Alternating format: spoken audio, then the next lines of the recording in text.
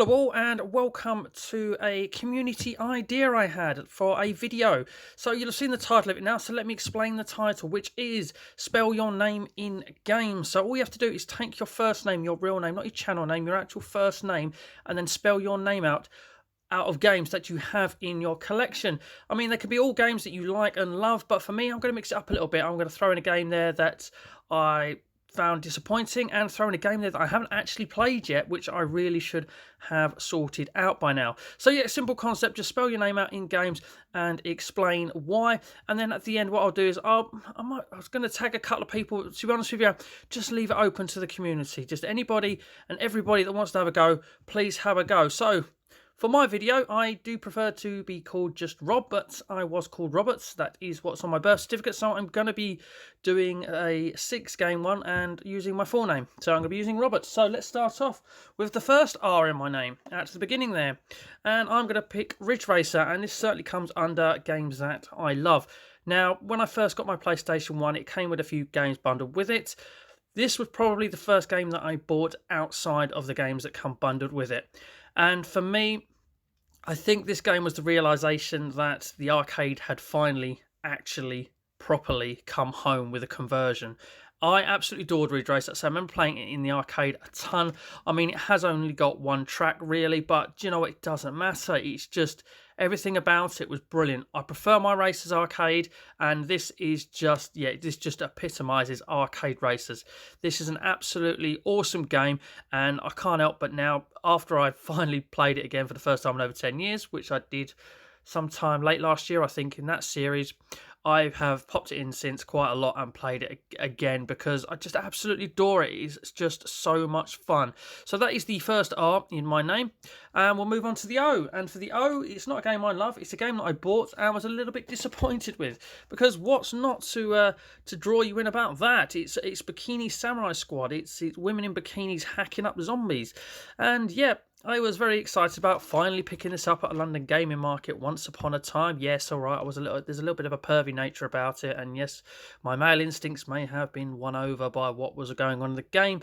But to actually play it, I've got to be honest with you, didn't think it was that great. It just seemed to be, yeah, we're going to live off the cover, hack and slash zombies, extremely repetitive. Just didn't really like it at all, so it was a bit disappointing.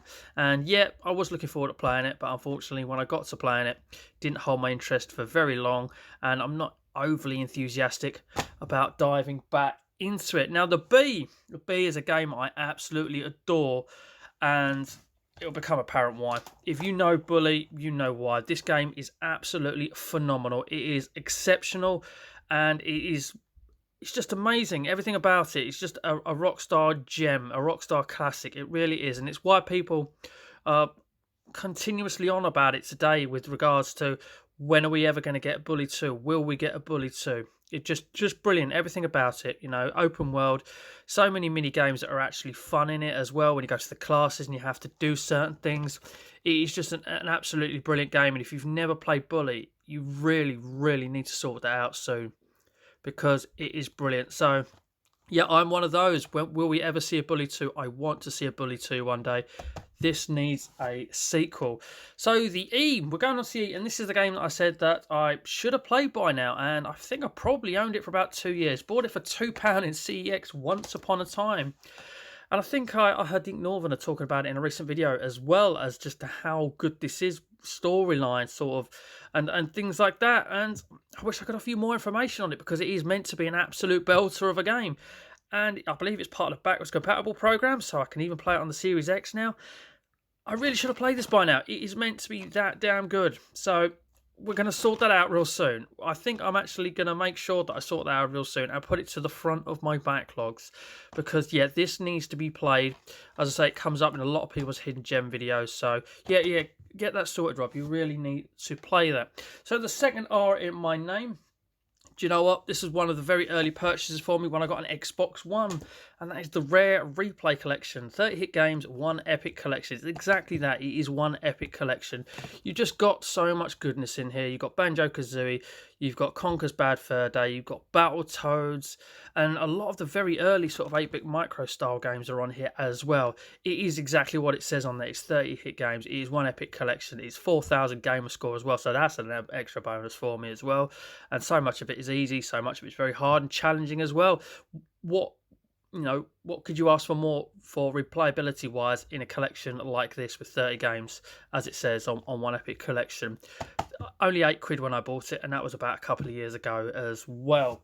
And the final game, the T, the end of my name, the end of the name that's on my birth certificate. For me, still to this day, they're up to 7 games. The best, well, one-on-one anyway, not taking in the tag team element games. Has that given it away to you? For me, this is still the best game in the franchise, and yeah, absolutely love it. And I do pop it in, I still play it. Tekken 3. Again, this made me realise that the PlayStation could do things that I didn't think it could do. The fact that it can handle Tekken as well as it did, as in looking as good as it did and playing as well as it did, and just the modes in it, adding Tekken Force mode and even the Tekken Ball mode was strangely fun as well.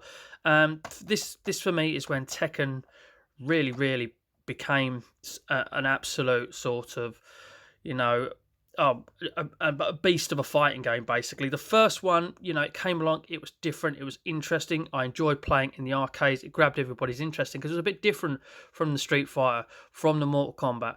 But the first Tekken now definitely hasn't aged well, both in appearance and how it plays. The second one, yeah, the appearance of that hasn't aged brilliantly as well, but that, for me, that's still got a little bit of charm about the way it plays.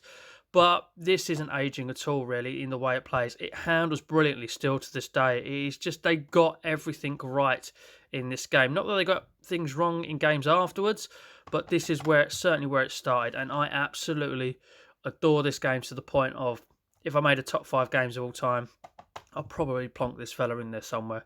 Absolutely would. So there we go, ladies and gentlemen. I've spelt my name out in games. I've spelt my full name out in games.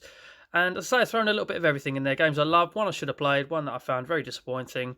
And as I say, just open it out to the community. Now, you don't have to tag people, but I would be very interested in seeing responses from Dylan and from Eddie. Eddie, who's fortunate enough where he could choose Eddie or he could choose Edward. So, but I'd be very interested to see it from those two, because those two have huge collections. Eddie certainly has the biggest collection with regards to multiple consoles that I know and across many genres. But they both have eclectic taste and a very eclectic collections. There's plenty in it. Would love to hear responses from them too. But anyone in the community, quite simply, just spell your name out in games. Share your memories of the games that you're spelling out. And yeah, it'd just be very interesting to hear. Just to throw it in there, by the way, if you're not a YouTuber and you want to take part in this, you don't make videos or whatever, just spell your name in the comment section below in games. Or if you are in the community but you don't fancy doing it, spell your name out in games below. As I say, I want as many people to be involved with this as possible. It's open to absolutely everybody. So with that, ladies and gentlemen, boys and girls, children of all ages, that just leaves me to say thank you very much for watching. And as always, please do take care.